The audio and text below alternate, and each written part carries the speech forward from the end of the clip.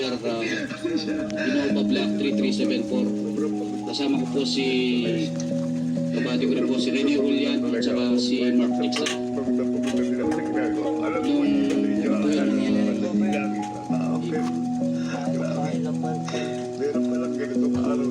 Mga April po yan, 2020.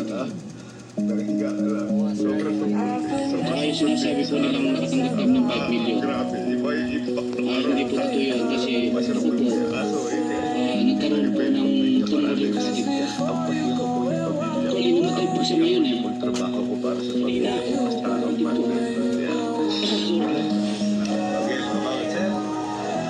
Namatay po siya kanina. Yung nangyari po sa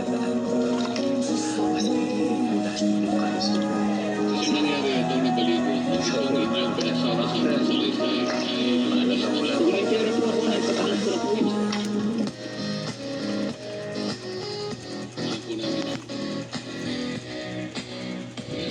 Let me express lang sa aming 13, 12 sa committee.